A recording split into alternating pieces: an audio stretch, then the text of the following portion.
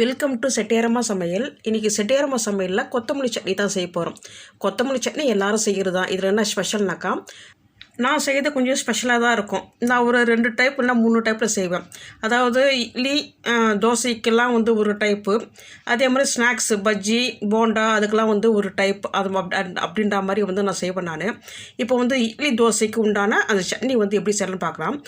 எண்ணெய் வந்து விட்டுக்கோங்க, நல்லா காயட்டும். உளுத்தம்பருப்பு போட்டு நல்லா செவந்து வர மாதிரி வறுக்கணும். ஃபஸ்ட்டு நல்லா வறுத்துக்கலாம். இது கூடவே வந்து நம்ம எவ்வளோ கொத்தமல்லி எடுக்கிறோமோ அதுக்கேற்ற மாதிரி வந்து காரம் சேர்த்துக்கணும். பச்சை மிளகாய் சின்ன கட்டாக இருக்கும், பெரிய கட்டாக இருக்கும் கொத்தமல்லி, அதனால் வந்து அதுக்கேற்ற மாதிரி வந்து காரம் வந்து சேர்த்துக்கிறோம். நான் ஒரு 3 பச்சை மிளகாய் எடுத்துக்கிறேன் நான். ப்ளஸ்ஸு ஒரு சின்ன துண்டு இஞ்சி வந்து எடுத்துருக்கேன், தோல் சீவி எடுத்துருக்கேன். உளுத்தம்பருப்பு வந்து பாதி வந்து செவந்து வர சொல்ல இது 2த்தையும் போட்டு இதுவும் நல்லா உளுத்தம்பருப்பு கூட வந்து இதுவும் செவந்தா மாதிரி நல்லா வந்து வறுக்கணும். இது பாருங்கள், 2மே சேர்ந்து நல்லா வந்து ஃப்ரை ஆகுது. இது கொஞ்சம் எண்ணெய் இருந்தால் போதும். இதுக்கு நிறைய ஊற்றி அரைக்கணும், அப்படி வதக்கணுன்றதெல்லாம் கிடையாது. இது கொஞ்சமாக இருந்தால் கூட போதும். இதுக்கு தாளிக்க சொல்லவுன்னா நம்ம எக்ஸ்ட்ரா கொஞ்சம் எண்ணெய் விட்டு நம்ம தாளிச்சிக்கலாம். அது ஒரு டேஸ்ட்டாக நல்லாயிருக்கும். இது ஒரு கொஞ்சம் அளவுக்கு அதில் வந்து வறுத்தா போதும். நெக்ஸ்ட் இது கூட வந்து தக்காளி சேர்க்குறேன்.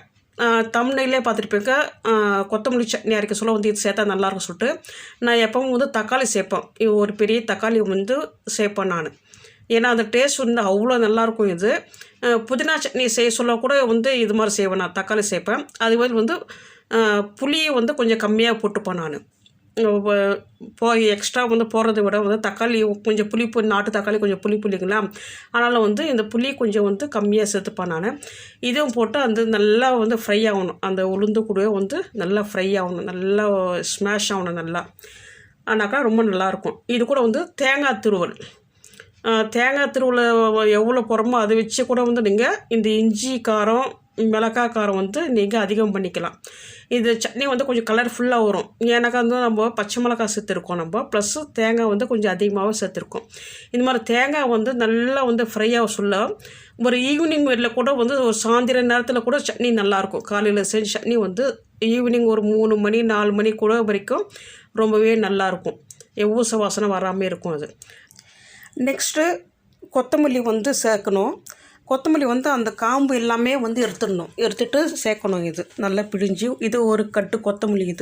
இந்த சீசன் தான் வந்து ரொம்ப நல்லா கிடைக்கும். இது நிறைய நம்ம சேர்த்துக்கலாம். இது தண்ணி நல்லா பிழிஞ்சிட்டு நம்ம சேர்த்து வதக்கணும். இது இப்போ வந்து ஸ்டவ் வந்து ஆஃப் பண்ணிவிட்டு தான் வந்து நான் வந்து இந்த கொத்தமல்லி சேர்த்துருக்கேன் நான்.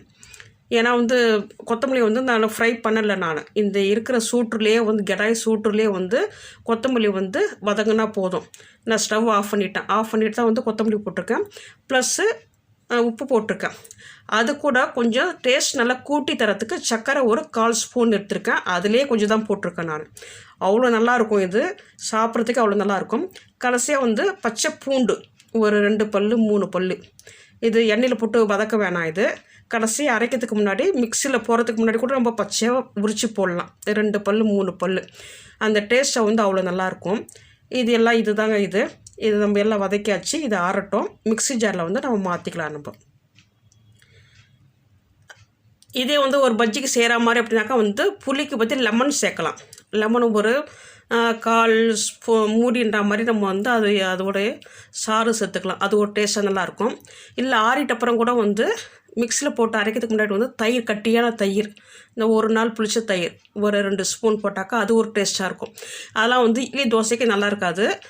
இந்த மாதிரி பஜ்ஜி அந்த போண்டா அதுக்கெலாம் ரொம்ப நல்லாயிருக்கும். அது மாதிரி இது நல்லா ஆறட்டும். இது மிக்ஸி ஜாரில் வந்து மாற்றிக்கலாம். இப்போ பாருங்கள், இப்போ மாற்றிருக்கேன் நான்.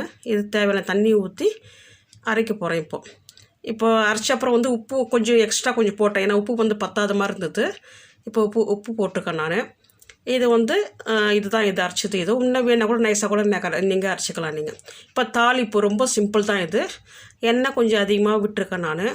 இதில் வந்து கடுகு, உளுத்தப்பருப்பு, ஜீரகம், காஞ்ச மிளகாய் 2 கிள்ளி போட்டிருக்கேன். ப்ளஸ்ஸு கொஞ்சோண்டு வந்து பெருங்காயத்தூள் அது போட்டு நல்லா ஃப்ரை பண்ணியிருக்கேன். வேறு எதுவும் நான் சேர்க்கலை நான். இது தான் சேர்க்கணும். இது எண்ணெய் கொஞ்சம் எக்ஸ்ட்ரா வந்து விட்டுக்கலாம். இது நல்லா புரிஞ்சப்புறம் வந்து கருவேப்பிலை அது போட்டு ஃப்ரை பண்ண வேண்டியதான், வேறு எதுவுமே தேவையில்லை. தாளிப்பும் நம்மளுக்கு வந்து முடிஞ்சாச்சு. இப்போ சட்னி வந்து ரொம்ப கட்டியாக இருக்குது. நீங்கள் வந்து எக்ஸ்ட்ரா நீங்கள் போடணும் அப்படின்னாக்கா வந்து தேவையில்லை. ஏன்னாக்கா வந்து கொத்தமல்லி வந்து ரொம்ப சாஃப்டான ஒரு பொருள் இல்லைங்களா, அதனால் வந்து அது காரம்லாம் கொஞ்சம் மீடியமாக தான் இருக்கணும், ரொம்ப காரஞ்சாரமெல்லாம் இருக்கக்கூடாது. இப்போ சட்னி ஊற்றிட்டு மிக்ஸி ஜார் வந்து கழுவி ஊற்றி இதில் வச்சுருக்கேன் நான். இப்போ சட்னி வந்து தாளித்ததை வந்து அப்படியே கொட்டிக்கலாம். நம்ம தேவையான அளவுக்கு வந்து தண்ணி ஊற்றி, இது தாங்க இது. இப்போ காரம் வந்து உங்களுக்கு ஏற்ற மாதிரி போட்டுக்கலாம் நீங்கள். எனக்கு காரம் எனக்கு இதுவே போதும். உங்களுக்கு எக்ஸ்ட்ரா வேணாக்கா இஞ்சி காரம் வேணால் கொஞ்சம் அதிகமாக சேர்த்துக்கலாம். ஏன்னா பூண்டுக்கு வந்து எக்ஸ்ட்ரா ஒரு 2 பல் பச்சையான பூண்டு அது சேர்த்துக்கலாம், ரொம்ப நல்லாயிருக்கும் இது. இப்போ தாலி பூண்டு இதில் வந்து கொட்டிக்கலாம். இதில் ரொம்ப நல்லாயிருக்கும் இது. வெறும் வயலில் சாப்பிட்றதுக்கு நல்லாயிருக்கும், இட்லி தோசைக்கு நல்லாயிருக்கும், ரைஸுக்கு நல்லாயிருக்கும், சாப்பிட்றதுக்கு அவ்வளோ நல்லாயிருக்கும். இது பித்தத்தை வந்து நல்லா போக்கும். இது தொடர்ந்து சாப்பிட்டுட்டே இருந்தாக்கா, இது சீசன் மார்கழி மாதம் ஃபுல்லாக இது தான் நிறைய கிடைக்கும். 10 ரூபாய்க்கு 3 கட்டு கூட கிடைக்கும். இது எந்தளவுக்கு வந்து இந்த முறை தான். அப்புறம் வந்து கொத்தமல்லி கிடைக்கிறதே ரொம்ப ரேர், கஷ்டமாயிடும். கொஞ்சம் கூட 10 ரூபாய்க்கு கூட கொஞ்சம் ஒரு சின்ன கட்டு கூட நம்மளுக்கு கிடைக்காது நம்மளுக்கு. அதனால் வந்து இந்த சீசன் வந்து நல்லா பயன்படுத்திக்கலாம். இதுதாங்க சரியாயிடுச்சு. இது எங்கள் வீட்டில் தோசைக்கு வந்து சட்னி இது கைப்படாமல் இருந்தாக்கா வந்து ஸ்பூனில் தான் எடுப்பேன் நான். கைப்படாமல் இருந்தாக்கா ஒரு 2 நாளைக்கு வந்து வச்சிருந்து சாப்பிட்லாம். ஃப்ரிட்ஜில் வச்சா கூட ஒரு நாளைக்கு 2 வச்சிருந்து கூட சாப்பிட்லாம் நம்ம. ரொம்ப அருமையான சட்னி இதே மாதிரி வந்து நீங்கள் புதினாவும் செய்யலாம்.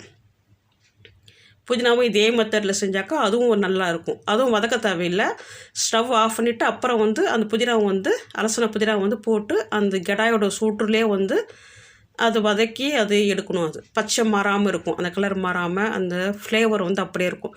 இதே வந்து நல்லா வதக்கினாக்கா அது கலரும் மாறி போயிருக்கும், அந்த டேஸ்ட்டே மாறும், அந்த ஃப்ளேவரை வந்து வேறு மாதிரியே இருக்கும். சட்னி ரொம்ப நல்லா இருந்தது, சாப்பிட்டு பார்த்தா ரொம்ப நல்லா இருந்தது.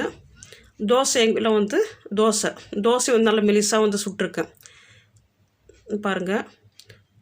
உளுந்து வந்து அதிகமாக போட்டு தோசை வந்து அவ்வளோ மெலிசாக நல்லா வந்துருக்கு. இதுக்கு கொத்தமல்லி சட்னி ரொம்ப ஆப்டாக நல்லாயிருக்கு. இந்த ரெசிபி